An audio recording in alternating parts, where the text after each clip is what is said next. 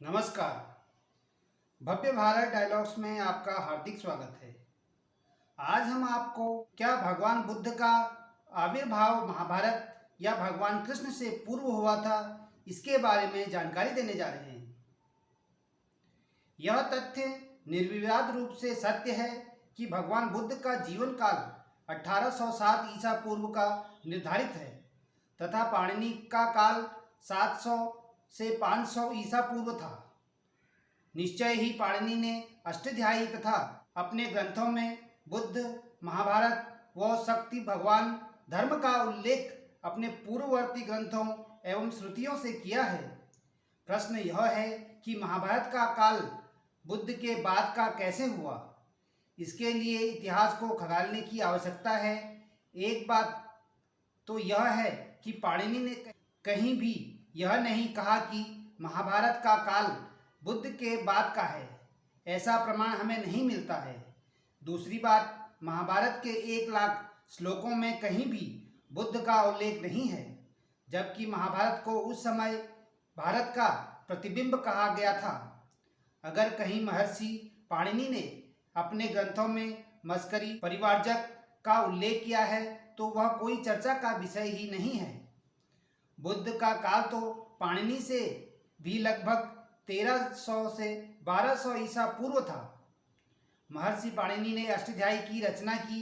यह संस्कृत व्याकरण का सबसे अधिक सटीक तथा सर्वमान्य ग्रंथ माना जाता है, जिसके आधार पर सभी वाद के ग्रंथों की रचना की गई। इतना ही नहीं, कुछ प्राचीन ग्रंथों को भी पुनः इसी आधार पर संशोधित किया गया।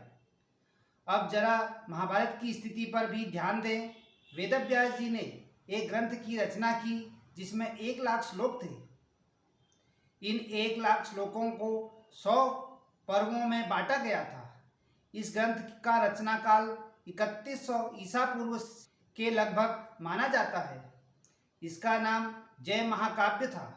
वेदव्यास जी के कहने से उनके शिष्य वैशंपायन जी द्वारा जन्मेज यज्ञ समारोह में इस जय महाकाव्य को ऋषि मुनियों को सुनाया गया, तब इसे महाभारत के रूप में जाना गया। इस जय महाकाव्य अथवा भारत को सूत जी द्वारा लगभग 2000 ईसा पूर्व पुनः सुव्यवस्थित किया गया था तथा 18 पर्वों में बांटा गया। तत्पश्चात लगभग 1200 ईसा पूर्व इस ग्रंथ को ब्राह्मी या संस्कृत में हस्तलिखित पांडुलिपि के रूप में लिपिबद्ध किया गया। इसके बाद भी अनेक विद्वानों द्वारा इसमें फेरबदल किए गए। पुणे स्थित भंडारकर प्राच्य शोध संस्थान ने पूरे दक्षिण एशिया में उपलब्ध महाभारत की लगभग 10,000 पांडुलिपियों को खोजकर शोध और अनुसंधान कर सभी में पाए जाने वाले 75,000 श्लोकों को खोजा। उनकी टिप्पणियां एवं समीक्षात्मक संस्करण प्रकाशित किए। इस संपूर्ण सामग्री को अलग अलग खंडों में विभाजित कर 13,000 पृष्ठों में समेटा गया। इसके अलावा जो लोग महाभारत का काल 700 से 500 ईसा पूर्व मानते हैं, उन्हें छांदोग्य उपनिषद जो 1000 ईसा पूर्व से भी पहले का है भी देखना चाहिए। उससे भी महाभारत का वर्णन मिलता है। अगर वैज्ञानिक आधार की बात करें तो भूवैज्ञानिकों के अनुसार सरस्वती नदी के 5000 से 3000 ईसा पूर्व की उपस्थिति का पता चलता है तथा 1900 ईसा पूर्व भूगर्भीय परिवर्तनों से इस नदी के सूखने का आभास मिलता है। जबकि महाभारत में सरस्वती नदी का वर्णन अनेक बार आया है, जिससे स्पष्ट है कि महाभारत ईसा से 1900 वर्ष पूर्व का है। अब ज्योतिष गणना के अनुसार जो महाभारत में ही वर्णित है, नंबर 1 विश्वविख्यात भारतीय गणितज्ञ एवं खगोलीय आर्यभट्ट के अनुसार महाभारत युद्ध लगभग 3102 ईसा पूर्व हुआ था। नंबर 2 विश्वविख्यात भारतीय गणितज्ञ एवं खगोलीय शास्त्री बराहमिहिर के अनुसार महाभारत युद्ध 2449 ईसा पूर्व के लगभग हुआ था। नंबर 3 चालुक्य राजवंश के सबसे महान सम्राट पुलकेशी II के अनुसार 5वीं शताब्दी के ऐहोल अभिलेख में बताया गया है कि महाभारत युद्ध को 3735 वर्ष बीत गए हैं और उसके हिसाब से यह 3100 ईसा पूर्व का समय आता है। नंबर 4, पश्चिमी यूरोपीय विद्वान पी.बी. होले महाभारत में वर्णित ग्रह नक्षत्रों की आकाशीय स्थितियों का अध्ययन कर इसे 3143 ईसा पूर्व का मानते हैं। नंबर 5, अधिकतर भारतीय विद्वान श्री वी.एन. अचर, एन.एस. राजाराम, के. सदानंद, सुभाष काक आदि ग्रह नक्षत्रों की आकाशीय गणना के आधार पर इसे 3067 ईसा पूर्व मानते हैं।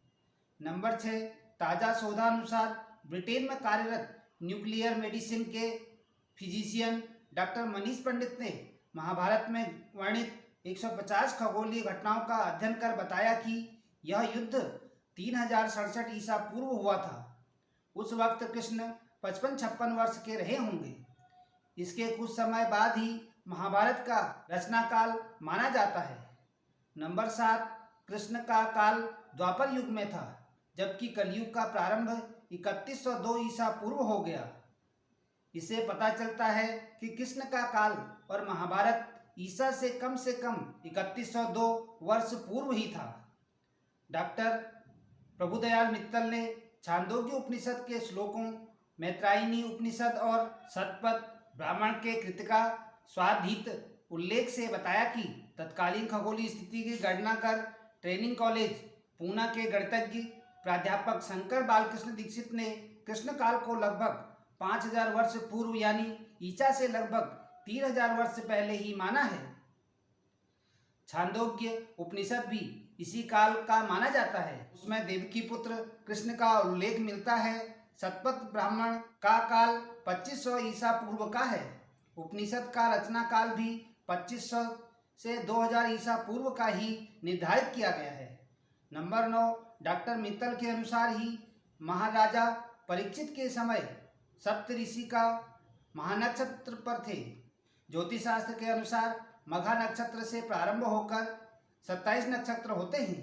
प्रत्येक नक्षत्र पर सप्तऋषि 100 वर्ष रहते हैं।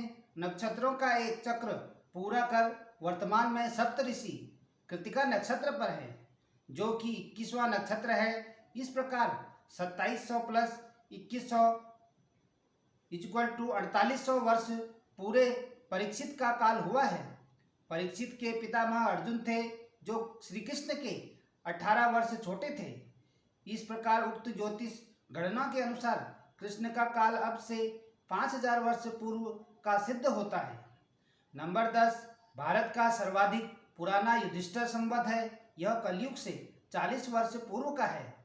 कलयुग का आरंभ 3176 शक संवत पूर्व है। अब 1887 शक संवत है, यानी कलयुग को प्रारंभ हुए 5066 वर्ष तथा युधिष्ठिर संवत को 5106 वर्ष हो गए हैं। नंबर 11, पुरातत्ववेत्ताओं का मत है कि अब से 5000 वर्ष पूर्व भयंकर भूकंप और आंधी तूफान से प्रलय जैसी स्थिति आई होगी। इसी प्रकार घटनाओं का जिक्र महाभारत में मिलता है, जिसमें हस्तिनापुर व द्वारका के नष्ट होने का भी उल्लेख मिलता है। ऐसे एक नहीं, दो नहीं, अनेक तथ्य हमारे सामने उपलब्ध हैं, जिससे सिद्ध होता है कि महाभारत व श्री कृष्ण का काल 3100 ईसा पूर्व के लगभग था, जबकि बुद्ध का काल अंतिम शोध मिलने तक 1807 ईसा पूर्व ही ज्ञात हो सका है। संदर्भ भविष्य पुराण प्रतिसर्ग पर्व प्रथम खंड महाभारत गीता प्रेस गोरखपुर आदि पर्व अध्याय 1 श्लोक 19 से 109। Archaeology online scientific verification of Vedic knowledge A.D. Puslakar history and culture of Indian peoples Mahabharata Gita Press Adi Parva अध्याय 2 महाभारत और सरस्वती सिंधु सभ्यता लेखक सुभाष कक आर्यभट्टीय लेखक आर्यभट्ट वर्ष 499 छांदोग्य उपनिषद 3:17-3 भारतीय ज्योतिषशाला पृष्ठ 34 से 90 महाभारत उद्योग पर्व अध्याय 143 अन्य ग्रंथ तथा अंतर जगत इंटरनेट सहभार डॉक्टर ए कीर्तिवर्धन, मुजफ्फरनगर, उत्तर प्रदेश। धन्यवाद। भव्य भारत डायलॉग्स। नमस्कार।